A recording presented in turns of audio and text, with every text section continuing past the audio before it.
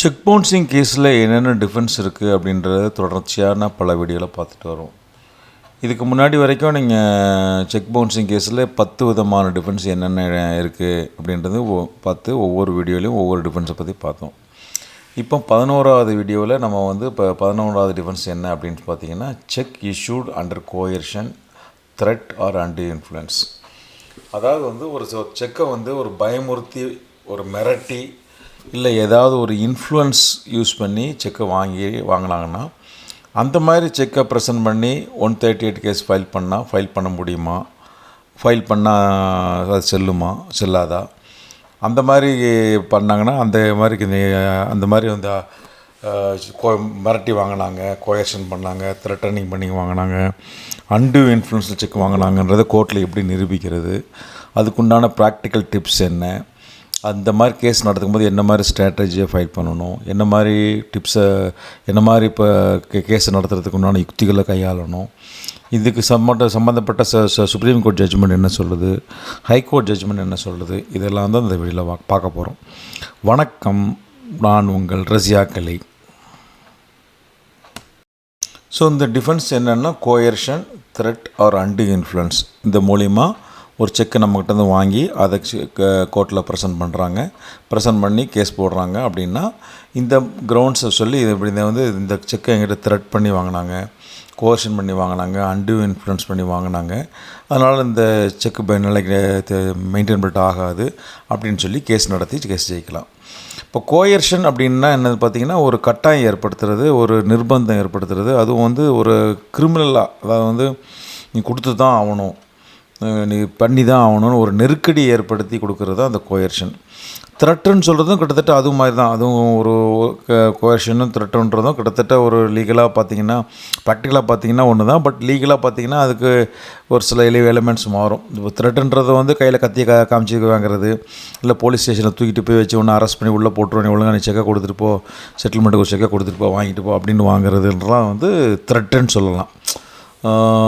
வேறு ஏதாவது வீட்டில் ரவுடியங்களை வச்சு மிரட்டி செக்கை வாங்கிட்டு போகிறது, இல்லை வீட்டில் ஃபேமிலியில் இது பண்ணிடுவேன் வாங்கிட்டு போகிறது, இல்லை யாராவது பிள்ளைகளை கடத்தி வச்சுக்கிட்டு வாங்குறது, அதெல்லாம் கோயர்ஷன் அப்படின்ற மாதிரி வரும். அப்புறம் அன்டியூ இன்ஃப்ளூயன்ஸ்ன்றதுன்னு பார்த்திங்கன்னா, ஒருத்தருக்கு மேலே இன்னொருத்தர் அதிகாரம் பண்ணுற நிலைமையில் இருக்கிறது. உதாரணத்துக்கு பார்த்திங்கன்னா, ஒரு பேஷண்ட் வராங்க டாக்டர்கிட்ட, சரிப்பா நீ ஒரு செக் போட்டு கொடு, நான் உன்னை காப்பாற்றிடுறேன் அப்படின்னா, அப்போ அந்த இடத்துல டாக்டர் அந்த கிளைண்ட்டுக்கு மேலே அன்டியூ இன்ஃப்ளூயன்ஸாக இருக்கிற ஒரு சுச்சுவேஷன். இப்போ அந்த சமயத்தில் என்ன பண்ணுவாங்க, டாக்டர் உயிரை காப்பாற்றுறதுக்காக, பேஷண்ட்டோட உயிரை காப்பாற்றுறதுக்காக டாக்டர் என்ன சொன்னாலும் செய்வாங்கன்ற நிலைமையில் இருப்பாங்க. ஸோ இது தான் அதாவது டாக்டர்கிட்ட போய் ஒரு பேஷண்ட்டை போய் மாட்டிக்கிட்டாங்க, இல்லை ஐசியூவில் இருக்கிறாங்க, அந்த சமயத்தில் போய் என்ன கேட்டால், நீ உயிரை காப்பாற்ற நீ செக்கை போட்டு கையெழுத்து போட்டு கொடுப்பா, அப்போ தான் நான் உனக்கு இது ட்ரீட்மெண்ட் பண்ணுவேன் அப்படின்னாருன்னா என்ன பண்ணுவார், இருந்தாலும் ஆட்டோமேட்டிக்காக ஒரு செக் கொடுப்போம். இதை தான் அன்டியூ இன்ஃப்ளூயன்ஸ் சொல்லுவாங்க.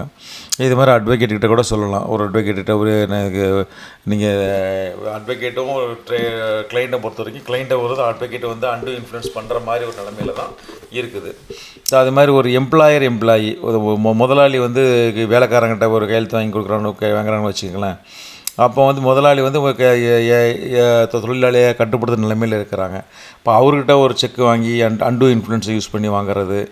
அதே மாதிரி சில சமயத்தில் பார்த்திங்கன்னா, ஒரு ஹஸ்பண்ட் அண்ட் ஒய்ஃப்கிட்ட ஒரு ரிலேஷன்ஷிப்பில் அது நீ பண்ணி கொடு, இல்லாட்டி நான் அதை பண்ணிவிட்டேன், இதை பண்ணிவிட்டேன், அது மாதிரி ஒரு அன்டியூ இன்ஃப்ளூயன்ஸில் இதெல்லாம் அன்டியூ இன்ஃப்ளூயன்ஸ் வரும். ஸோ இந்த மாதிரி இந்த 3 விஷயங்களை கோயர்ஷன், த்ரெட், அன்டியூ இன்ஃப்ளூயன்ஸில் செக்கை வாங்கி அதை கேஸை ப்ரெசென்ட் பண்ணால், அந்த மாதிரி கேஸை நம்ம எப்படி நடத்துறது, அந்த கேஸில் எப்படி எழுதுறது தான் இந்த வீடியோவில் நம்ம பார்க்க போகிறோம். பொதுவாக பார்த்திங்கன்னா, செக்ஷன் 138 NI ஆக்டை பொறுத்த வரைக்கும் அந்த செக்ஷன் 138 அட்ராக்ட் ஆகணும், அதில் 138 லைபிலிட்டி வரணும் அப்படின்னு சொன்னால், செக்கு ஒரு தன்னிச்சையாக வாலண்ட்ரியாக இஷ்யூ பண்ணப்பட்ட செக்காக இருக்கணும். ஸோ வாலண்ட்ரியாக இஷ்யூ பண்ணப்பட்ட செக்கை ப்ரெசென்ட் பண்ணி செக் பவுன்ஸ் ஆயிடுச்சு அப்படின்னா தான் செக்ஷன் 138 அட்ராக்ட் ஆகும். இப்போ இதே இப்போ இந்த செக்கு ஒரு த்ரெட்டு பண்ணியோ, ஒரு பயமுறுத்தியோ, அச்சுறுத்தியோ, இல்லை ஒரு கோயர்ஷன் பண்ணியோ, ஒரு அன்டியூ இன்ஃப்ளூயன்ஸ் பண்ணியோ வாங்கி செக்கை ப்ரெசென்ட் பண்ணாங்க அப்படின்னு சொன்னால், அந்த கேஸ் அதை வச்சு 138 கேஸ் போட முடியுமா, இல்லை போட்டுட்டாங்கன்னா அது செல்லுமா? இப்போ அந்த மாதிரி வாங்கின செக்கை வச்சு கேஸ் விடணும்னா 138 அட்ராக்ட் ஆகுமா, லைபிலிட்டி வருமா அப்படின்னு பார்த்தீங்கன்னா, லைபிலிட்டி வராது, அது 138 அஃபென்ஸ் ஆகாது. ஸோ செக்கை த்ரெட்டன் பண்ணி வாங்குறது, கோயர்ஷன் பண்ணி வாங்குறது, அன்டியூ இன்ஃப்ளூயன்ஸ் பண்ணி வாங்குறவங்க 138 கேஸ் பண்ணால் நிற்காது. அதனால் அவங்க த்ரெட்டன் பண்ணி தான் வாங்கினாங்க, இப்போ கோஷன் பண்ணி தான் வாங்கினாங்க, அன்டியூ இன்ஃப்ளூயன்ஸ் தான் வாங்கினாங்கன்றதை கோர்ட்டில் நிரூபிச்சிங்கன்னா அந்த செக் பவுன்சிங் கேஸு டிஸ்மிஸ் ஆகிடும். இந்த கேஸ்லேருந்து நம்ம ஜெயிச்சு வெளியே வந்துடலாம். இது சம்மந்தப்பட்ட லீகல் பிரின்சிபல்னு சொல்லணும் அப்படின்னு பார்த்திங்கன்னா, இந்தியன் கான்ட்ராக்ட் ஆக்ட்னு ஒன்று இருக்குது. அது வந்து 1878 வந்த ஒரு சட்டம். இந்த கான்ட்ராக்டை பொறுத்த வரைக்கும் ஒருத்தர் வந்து ஒரு கோயர்ஷன் பண்ணி வாங்கினாங்க, இல்லை அன்டியூ இன்ஃப்ளூயன்ஸ் பண்ணி வாங்கினாங்கன்னா அந்த மாதிரி கான்ட்ராக்டர் வந்து வாய்டபுள். வாய்டபுள் ஏன்னா யாருக்கு வாய்டபுள்னால் at the option of the victim. யாரை மிரட்டி வாங்கினாங்களோ, யாரை கோயர்ஷன் பண்ணி வாங்கினாங்களோ, யாரை இன்ஃப்ளூயன்ஸ் பண்ணி வாங்கலாம், அவங்க வந்து அந்த கான்ட்ராக்டை வந்து அவாய்ட் பண்ணலான்ற மாதிரி இருக்குது. பட் செக் பவுன்சிங் கேஸை பொறுத்த வரைக்கும் செக்கு வந்து ஒரு இந்த மாதிரி சமயத்தில் அன்டியூ இன்ஃப்ளூயன்ஸ் இல்லை கோயர்ஷன் வாங்கினாங்கன்றதை நிரூபிச்சிங்கன்னா அது வந்து லீகல் லைபிலிட்டி க்ரியேட் பண்ணாது. அது என்ஃபோர்ஸபிள், அது வந்து அந்த லீகலி என்ஃபோர்ஸபிலிட்டாக கருதப்படாது. அதனால் அந்த மாதிரி விஷயங்களுக்கு வந்து செக் பவுன்சிங் கேஸ் போட்டால் அது வந்து அதை நம்ம நிரூபித்தோம்னா கேஸ் தள்ளுபடியாகும், கேஸ்லேருந்து நம்ம ஜெயிச்சிடலாம். இந்த டிஃபென்ஸ் சம்மந்தமாக சுப்ரீம் கோர்ட் ஜட்ஜ்மெண்ட் என்ன சொல்லியிருக்காங்க அப்படின்னு பார்த்தீங்கன்னா, MS Narayana Menon alias Mani versus state of Kerala. இது 2006 வந்து ஒரு சுப்ரீம் கோர்ட் ஜட்ஜ்மெண்ட்டு. இந்த ஜட்ஜ்மெண்ட்டில் என்ன சொல்லியிருக்காங்கன்னா, accuse can prove cheque was not issued voluntarily. அந்த மாதிரி பண்ணிட்டோம்னா பர்டன் ஷிஃப்ட்ஸ் டு கம்ப்ளைனட். அதாவது வந்து அக்யூஸ்ட் வந்து என்ன பண்ணலாம், நான் வந்து செக்கை வாலண்டரியாக இஷ்யூ பண்ணல அப்படின்றத கோர்ட்டில் ப்ரூவ் பண்ணிட்டாங்கன்னா இந்த பர்டன் இது அப்படி இல்லை, வாலண்டரியாக தான் கொடுத்தாரு, இது வந்து ஒரு லைபிலிட்டிக்காக தான் கொடுத்தாரு, ஒரு டெப்ட்டுக்காக தான் கொடுத்தாரு அப்படின்றத ப்ரூவ் பண்ண வேண்டிய கடமை, கட்டாயம், பர்டன் வந்து கம்ப்ளைனட்டுக்கு வந்துடும். ஸோ அப்போ அந்த மாதிரி சமயத்தில் அவங்க அதை ப்ரூவ் பண்ணலன்னா கேஸ் ஆட்டோமேட்டிக்காக டிஸ்மிஸ் ஆகிடும். இந்த கேஸ்லேருந்து அந்த அக்யூஸ்லாம் வெளியே வந்துடலாம். அடுத்த கேஸ் பார்த்திங்கன்னா K Subramani VK versus K Damodara Naidu. இது 2015 வந்த சுப்ரீம் கோர்ட் ஜட்ஜ்மெண்ட்டு. இந்த ஜட்ஜ்மெண்ட்டில் என்ன சொல்லியிருக்காங்கன்னா, check obtained under pressure cannot be treated as a valid instrument. அதாவது வந்து ஒரு செக்கை வந்து ப்ரெஷர் கொடுத்து ஒரு வாங்கினாங்கன்னா அது வந்து ஒரு வேலிட் இன்ஸ்ட்ருமெண்ட்டாக வராது. ஸோ அதை வச்சு ஒரு செக் பவுன்சிங் கேஸ் போட்டால் நிற்காது அப்படின்ற மாதிரி இந்த ஜட்ஜ்மெண்ட்டில் சொல்லியிருக்காங்க. இந்த டிஃபென்ஸ் சம்மந்தப்பட்டமாக ஹைகோர்ட் ஜட்ஜ்மெண்ட் எப்படின்னா இருக்குது அப்படின்றது பார்த்திங்கன்னா, டெல்லி ஹைகோர்ட் ஜட்ஜ்மெண்ட் பார்த்திங்கன்னா check obtained under thread not enforceable அப்படின்ற மாதிரி சொல்லியிருக்காங்க. அதாவது வந்து ஒரு மிரட்டி ஒரு செக்கு என்ஃபோர்ஸ் வாங்கியிருந்தாங்க, அது செல்லாது, அதை என்ஃபோர்ஸ் பண்ண முடியாது, அது செக் பவுன்சிங் கேஸ் போட முடியாதுன்னு சொல்லியிருக்காங்க. இது மெட்ராஸ் ஹைகோர்ட் ஜட்ஜ்மெண்ட் பார்த்திங்கன்னா, burden shifts to complainant to prove voluntary issuance. அதாவது இந்த மாதிரி டிஃபென்ஸ் எடுக்கும்போது செக்கு வந்து வாலண்டரியாக தான் இஷ்யூ பண்ணாங்க, வேலிட் காரணக்காக தான் இஷ்யூ பண்ணாங்கன்றதை ப்ரூவ் பண்ண வேண்டிய கட்டாயம், பர்டன் வந்து கம்ப்ளைண்ட்டுக்கு ஷிஃப்ட் ஆகிடும் அப்படின்ற மாதிரி சொல்லியிருக்காங்க. ஸோ இந்த ஜட்ஜ்மெண்ட்ஸை பற்றி நீங்கள் டவுன்லோட் பண்ணணும், அதை வியூ பண்ணணும் அப்படின்னு பார்க்குறீங்கன்னா அதை டிஸ்கிரிப்ஷனில் அதனோட டவுன்லோடபிள் லிங்க் கொடுத்துருக்கேன். அதை நீங்கள் கிளிக் பண்ணி இது டேரெக்டாக ஜட்ஜ்மெண்ட்டில் படித்து நீங்கள் டேரெக்டாக தெரிஞ்சுக்கோங்க. இல்லை அது ஒரு பிரிண்ட் அவுட் ஒன்றாலும் எடுத்துக்கலாம். இந்த மாதிரி மிரட்டி வாங்கினாங்க, அன்டியூ இன்ஃப்ளூயன்ஸ் பண்ணி வாங்கினாங்க, இல்லை த்ரெட்டன் பண்ணி வாங்கினாங்கன்றதை நம்ம கோர்ட்டில் எப்படி நிரூபிக்கிறது, அதுக்கு என்ன எவிடன்ஸ் இருக்குது அப்படின்னு பார்த்தீங்கன்னா, நம்ம ஒரு போலீஸ் கம்ப்ளைண்ட் ரெஜிஸ் பண்ணலாம், இல்லை ஒரு எஃப்ஐஆர் போன்ற ரிகார்டிங் கோயர்ஷன் பண்ணுறதுக்கு ஒரு க்ரியேட் பண்ணலாம்.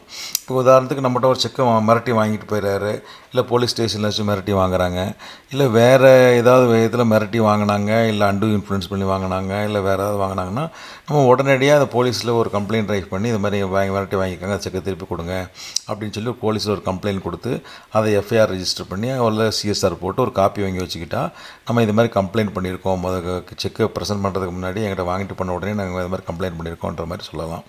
இல்லை அதை வந்து emails, message or witness showing threat or undue இன்ஃப்ளூயன்ஸை கூட நம்ம ப்ரொடியூஸ் பண்ணலாம். இமெயில்ஸ்ன்றது என்னதுன்னா, எப்படின்னா இப்போ நம்ம செக்கு நம்மள்ட்ட மிரட்டி வாங்கிட்டாங்க, இல்லை ஒரு ஒரு பயமுறுத்தி வாங்கிட்டாங்க, இல்லை அன்டியூ இன்ஃப்ளூயன்ஸ் வாங்கியிருக்காங்க அப்படின்னா, இது மாதிரி நீங்கள் மிரட்டி என்கிட்ட வாங்கிட்டீங்க, அந்த செக்கை திருப்பி கொடுங்க, அதை ப்ரெசென்ட் பண்ணாதீங்க அப்படின்ற மாதிரி அவங்க செக்கை வாங்கின உடனே ஒரு இமெயில் அவங்களுக்கு அனுப்பலாம், ஒரு மெசேஜ் அனுப்பலாம்.